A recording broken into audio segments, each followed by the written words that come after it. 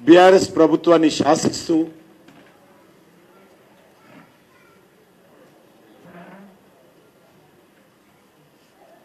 తెలంగాణ రాజకీయాలలో ఒక దుశ్శాసన పాత్ర పోషించినటువంటి ఎంఐఎం పార్టీ బీఆర్ఎస్ పార్టీ ఓడిపోయి కాంగ్రెస్ రాగానే ఈరోజు ప్లేట్ ఫిరాయించి కాంగ్రెస్ పక్కన చేరడం జరిగింది. మేము మొదటి నుంచి కూడా తెలంగాణ ప్రజలను హెచ్చరిస్తా ఉన్నాము. రజాకార్ల వారసత్వంతో వచ్చినటువంటి పచ్చి మతోన్మాద పార్టీ అయినటువంటి పాత నగరాన్ని అభివృద్ధి కాకుండా మతాన్ని అడ్డు పెట్టుకొని ఈరోజు పాత నగర ప్రజలకు అభివృద్ధి ఫలాలు అందకుండా అన్ని చీకటి వ్యాపారాలు చేస్తూ పేద ప్రజల ఇండ్లు ఖాళీ చేయించి దౌర్జన్యంగా పోలీసుల అండతో ప్రభుత్వాల అండతో ఇష్టారాజ్యంగా వ్యవహరిస్తూ ఈరోజు అధికారంలోకి వచ్చినటువంటి కాంగ్రెస్ పక్కన చేరడం జరిగింది.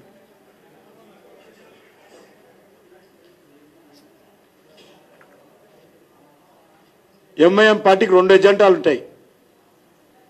ఒకటి, తన నేర రాజకీయాలను చీకటి వ్యాపారాలకు ప్రభుత్వం అండ కావాలి. రెండోది, భారతీయ జనతా పార్టీని వ్యతిరేకించాలి.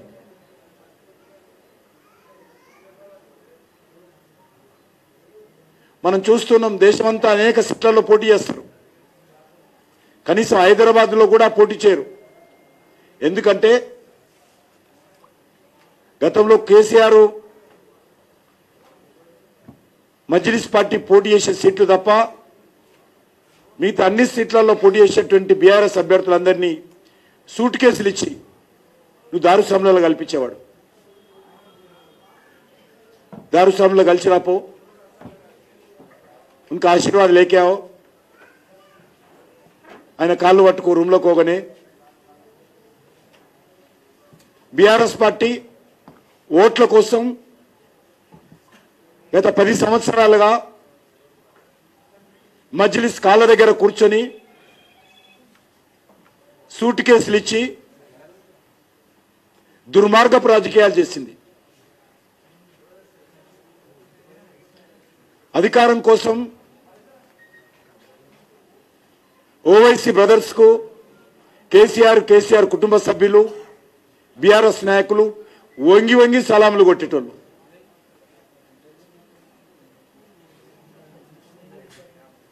పార్లమెంట్ ఎన్నికలు చెప్పాడు ఆయన, ఎంఐఎం నాయకుడు, దేశంలో బెస్ట్ లీడరు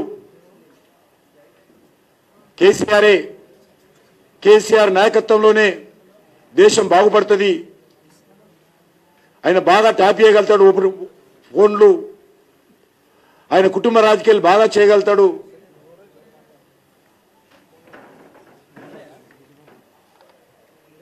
ఆయనైతే బాగా అవినీతి చేయగలుగుతాడు అని చెప్పి మెచ్చుకున్నాడు ఇన్ని రోజులు. ఈరోజు ప్లేట్ ఫిరాయించి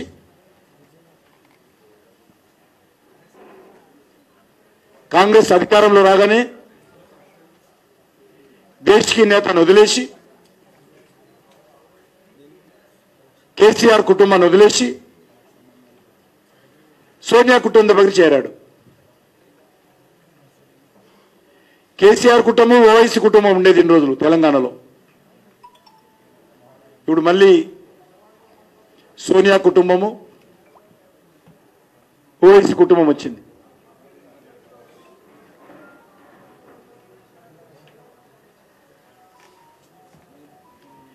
హైదరాబాద్ నగరంలో పాతపట్నంలో వందలాది బస్తీలు, హిందువుల బస్తీలు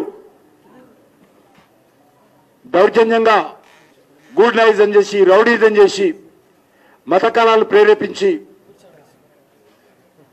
వందలాది బస్తీలు ఖాళీ చేయించినటువంటి చరిత్ర మజ్లిస్ పార్టీది.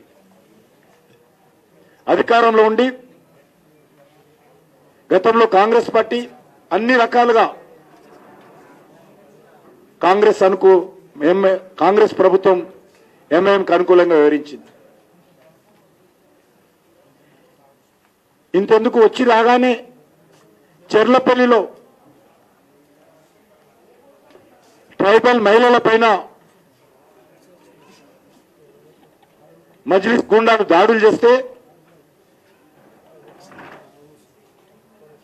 ట్రైబల్ 75 సంవత్సరాలు 60 సంవత్సరాలు ఉన్నటువంటి వృద్ధులపైన కూడా మహిళలు ఒక్కరు కూడా మగవాళ్ళు లేరు నా దగ్గర, వాళ్ళ మీద కూడా 307 కింద జైలుకు పంపించినటువంటి చరిత్ర రేవంత్ రెడ్డి సర్కార్ది.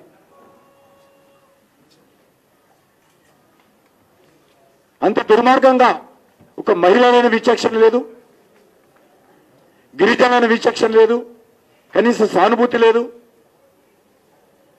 రెక్కాడితే డొక్కాడన్నటువంటి వాళ్ళు హోలీ పండుగ చేసుకుంటే వాళ్ళ మీద దాడి చేసింది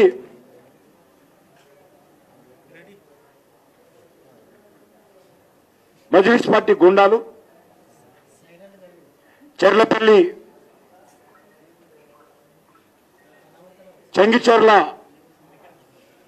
స్లాట్ హౌజ్లో మాఫియా గ్యాంగ్ అది. వాళ్ళు వీళ్ళ మీద దాడి చేసి మహిళలు ఆడుకుంటుంటే కేసులు పెట్టాల్సింది వాళ్ళ మీద. ఈ ప్రభుత్వము జస్ట్ మజ్లిస్ పార్టీకి భయపడి మజ్లిస్ పార్టీని ప్రసన్నం చేసుకోవడం కోసం, మజ్లిస్ పార్టీని దగ్గర తీసుకోవడం కోసం చాలా ఆరోగ్యంగా కూడా బాగలేరు, వాళ్ళు బలహీనంగా ఉన్నారు. ఆడబిడ్డలు తల్లులు వాళ్ళ మీద పోలీసులకు ఏ రకంగా మనసు వచ్చిందో అర్థం కాలేదు. కొట్టింది వాళ్ళను, హాస్పిటల్కి వెళ్ళేది వాళ్ళు, కాళ్ళు చేతులు ఇరిగిపోయినాయి, వాళ్ళవి కుట్లు పడ్డాయి, ఒక్కొక్క తల మీద 8 కుట్లు పడ్డాయి. కనీసము ఆ గాయాలు మానక ముందే 307 కేసులు పెట్టి జైలుకు పంపించి ఈరోజు మజ్లిస్ పార్టీ దగ్గర కావడం కోసము రేవంత్ రెడ్డి మొదలుపెట్టాడు.